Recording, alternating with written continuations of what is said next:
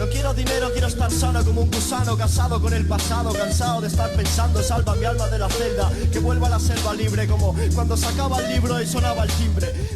Bienvenidos amigos a este vídeo sobre la transferencia de archivos. En esta ocasión veremos velocidades, puertos, por qué en ocasiones bajamos a 0 MB por segundo de transferencia, sistemas de archivos, buffers y mucho más. Se aplica tanto a unidades externas como internas, ya sean SSDs o HDDs. Sé que muchas veces surgen dudas, especialmente con las memorias flash externas y SSDs, porque es común que los fabricantes destaquen las velocidades impresionantes que tienen sus unidades. Sin embargo, veremos que estas cifras suelen aplicarse solo en ciertas situaciones, además con ciertos tipos de archivos y cantidades concretas de información. Vamos amigos, que no es oro todo lo que reluce. Espero que os guste este vídeo, que es un rollo más informativo y tal, así que vamos allá. Primeramente, puertos o conexiones. Hoy en día contamos con una amplia variedad de puertos y versiones, que no siempre se pueden distinguir claramente por colores. Por ejemplo, el azul generalmente indica el puerto USB 3.0, el primero. Un azul más claro suele corresponder al USB 3.1, mientras que el rojo señala un puerto USB 3.2. El amarillo por lo general indica que el puerto es compatible con carga rápida, aparte de lo que es la transferencia de información lógicamente. Además, los puertos también nos indican las velocidades máximas de transferencia en gigabits por segundo, suele estar indicado como Gbps. Es crucial no confundir gigabits con gigabytes, ya que por ejemplo 5 gigabits se traducen en unos 625 megabytes por segundo, mientras que 10 gigabits por segundo equivalen a 1250 megabytes por segundo. Vamos, que cuando un youtuber te dice que en su casa tiene una red de 10 gigabits por segundo, realmente está en torno al giga más o menos de información. No obstante, este rendimiento máximo no siempre se alcanza debido a diversas limitaciones, como la presencia de otros periféricos, unidades externas, las propias unidades internas de almacenamiento y sobre todo la calidad de la placa base. Por esta razón, las placas base de gama alta son capaces de manejar múltiples unidades y ofrecer tasas de transferencia más rápidas, o versus las gamas pues media bajas, ¿no? Si tu unidad externa es compatible con USB 3.2, pero la conectas a un puerto USB 3.0, la velocidad máxima se verá limitada por la capacidad del puerto 3.0. Aquí es donde surgen los primeros inconvenientes, ya que muchos equipos de hace algunos años solo contaban con puertos USB 3.0 y en muchos casos ni eso, especialmente las cajas, ¿no? Que desde hace muy poco tiempo han empezado a incluir USBs 3.0 y Type-C, cosa que antes pues antiguamente era un poco más complicado de ver y ya tenías que irte a una caja un poco más cara para acompañar tu placa base gama alta. Un punto interesante a destacar es el puerto USB Type-C, que a menudo se asocia incorrectamente con el Thunderbolt. Pasa que un puerto USB 3.2 o 3.1, por ejemplo, puede venir en formato Type A o Type C, sin necesariamente ser Thunderbolt. Además, es una tecnología de Intel, la cual desde hace muy poco está en AMD, así que pues imaginaros la poca cantidad de placas base que soportan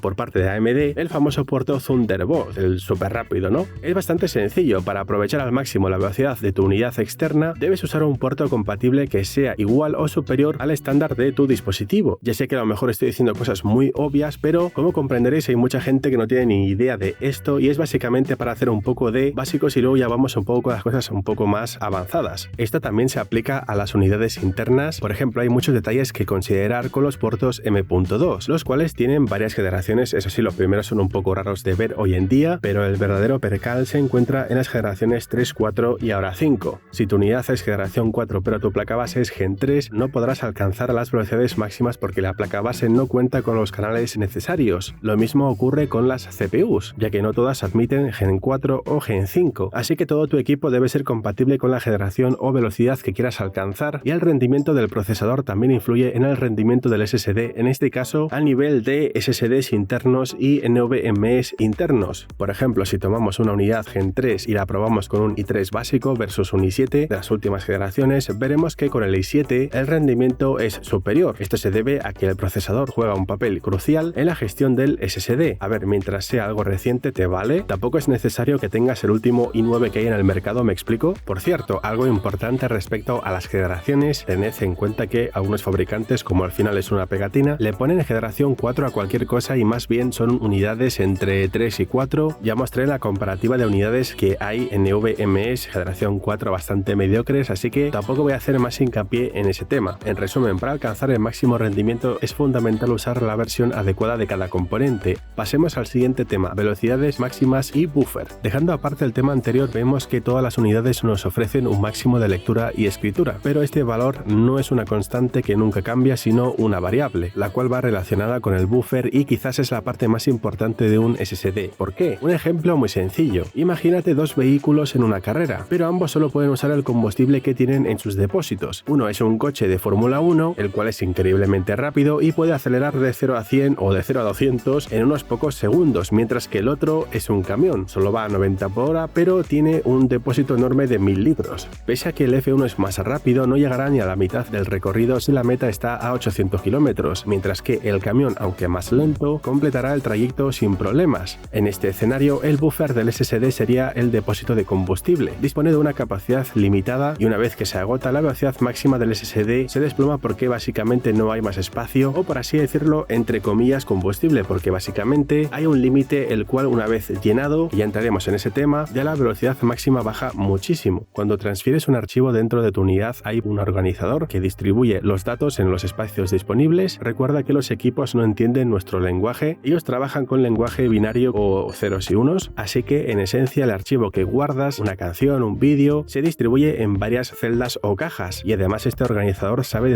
a dónde se encuentra cada archivo. Si tú le dices en dónde se encuentra la canción, pues X, ¿no? En realidad lo único que sabe dónde está la canción es el organizador o controladora. Imagino que ahora entendéis la importancia de la controladora en este caso o organizador, y que estamos atados un poco o anclados a sus capacidades. Si queréis saber más sobre cómo funcionan las unidades de almacenamiento internas, dejad constancia en los comentarios. Este proceso, como dato curioso, se realiza de manera aleatoria en las diferentes áreas de la unidad con el fin de no sobrecargar solo una zona. Puede sonar un poco caótico, pero es así. Esta es la razón por la que los SSDs pueden funcionar de manera eficiente, repartiendo la carga por toda la unidad. Es cierto que además tenemos métodos para mejorar la durabilidad como DRAM caché o memorias tipo TLC, sin embargo, todas las unidades disponen de una cantidad máxima de transferencia a máxima velocidad, y a partir de ahí ya puedes tener todo a favor que la unidad irá a su velocidad normal. Esto explica por qué algunas unidades SSDs cuestan el doble que otras, tienen controladoras de mayor calidad, mejores memorias y tecnologías adicionales que les permiten mantener altas velocidades durante más tiempo y sin desgastarse rápidamente. En otras palabras, estas unidades pueden transferir un mayor volumen de datos antes de fallar.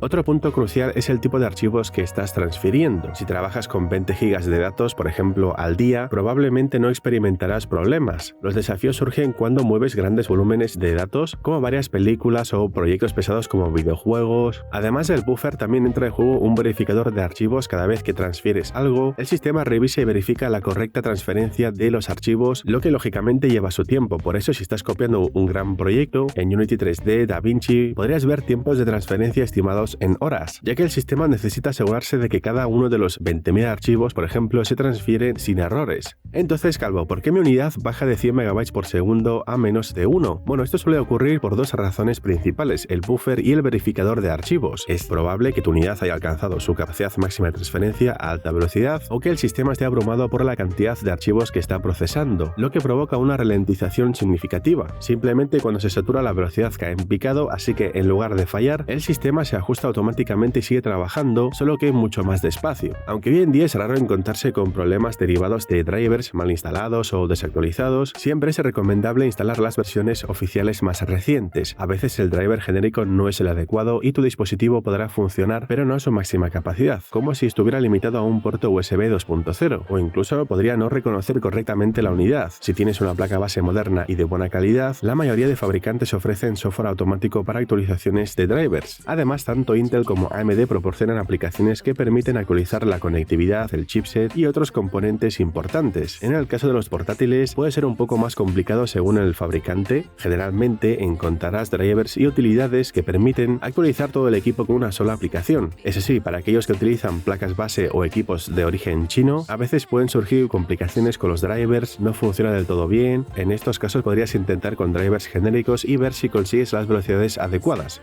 Gestores de archivos. Desde hace tiempo existen programas diseñados para optimizar las velocidades de transferencia, gestionar colas de datos y ofrecer otras funciones útiles. Aunque personalmente no soy un gran fan de estos gestores, reconozco que están ahí y muchos usuarios los prefieren. Además, varios fabricantes han comenzado a incluir sus propios gestores o software especializado para mejorar las transferencias, lo que puede ser una opción interesante si buscas maximizar la eficiencia en este tipo de tareas. Vamos con un apartado muy interesante, tu propia red local. Muchos lo desconocen, pero tu propio router, tanto comprado como brindado por tu compañía de internet, te permite transferir archivos fácilmente de equipo a equipo o de equipo a NAS. Puedes tener tu NAS o servidor propio pequeño en tu casa y conectarte rápidamente aunque el NAS esté apagado desde el pueblo. Si lo quieres hacer tendrás que buscar algo de información, pero ya te digo que es más fácil de lo que piensas y el software open source TrueNAS es totalmente gratuito. Por eso muchos youtubers optan por montar su propia red de alta velocidad en su casa debido a la enorme cantidad de vídeos que necesitan transferir. Ya sé que puede parecer una inversión significativa, no obstante, a largo plazo resulta más rentable que comprar múltiples unidades externas. No sé si me estoy explicando bien, pero digamos en cuanto a lo económico es mucho más rentable montar lo tuyo aunque te cueste un poco de tiempo, ¿no? Desfragmentación. Ojo, solo se aplica a unidades HDDs mecánicas. La desfragmentación básicamente es reordenar todos los archivos de nuevo y aprovechar adecuadamente los espacios. Con el tiempo de tanto escribir, borrar, escribir, etc., se genera un desorden y los archivos empiezan a estar muy divididos. Entonces, al ordenar, primero liberas espacio y segundo, clasificas toda la información adecuadamente. Si tu unidad lleva mucho tiempo trabajando, es recomendable desfragmentar, una vez al año o más frecuentemente si es posible. Es un proceso que tarda un poquito, la verdad.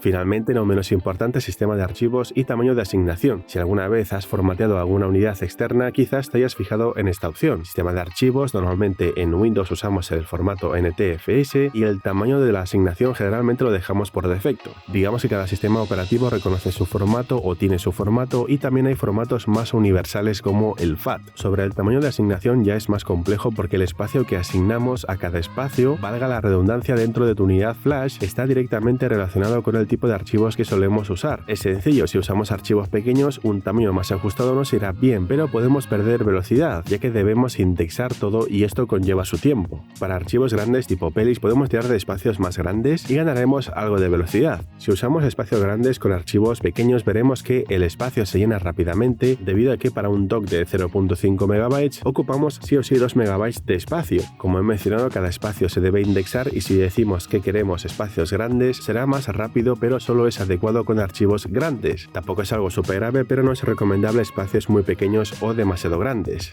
Bueno, antes de finalizar quiero compartir otra cosa que va relacionada con la velocidad de algunas memorias externas, ¿no? También es importante entender de que muchos fabricantes te dicen que sus unidades externas van a 100 MB por segundo. El problema es que solo te dan la velocidad de lectura y luego en escritura pues es mucho más lento. Entonces cuando tú copias algo de esta unidad USB externa a tu PC, pues va bastante bien, a 100 megas, 90 MB por segundo por ahí, y copias entre comillas bastante bien, ¿no? Sin embargo, cuando vas a copiar algo de tu PC a esta unidad, a lo mejor lo estás copiando a 30 MB por segundo. Vamos, que las cosas baratas tienen sus pegas, ¿no? Y aquí hay poco o nada que hacer. Es que hay mucha gente que me dice, ¡buah! Es que me he comprado un pen y es que mira que mal copia, no sé qué. Claro, por eso hay unidades que valen 50 euros y otras que valen 150. Y algunas, según lo que estés copiando, como sean muchos archivos, como proyectos de Unity muy grandes, ya te puede estar ahí copiando 2 días, ¿eh? Así que bien, amigos, hasta aquí el vídeo de hoy, mi gente. Si te ha gustado, por favor, apóyame con un gran like. Por supuesto, comparte tu opinión o consulta de cualquier tipo en los comentarios o mediante Instagram. Suscríbete al canal si quieres formar parte de la comunidad. Por favor, tío, suscríbete que no te cuesta nada, tío. Muchísimas gracias y nos vemos en el próximo vídeo.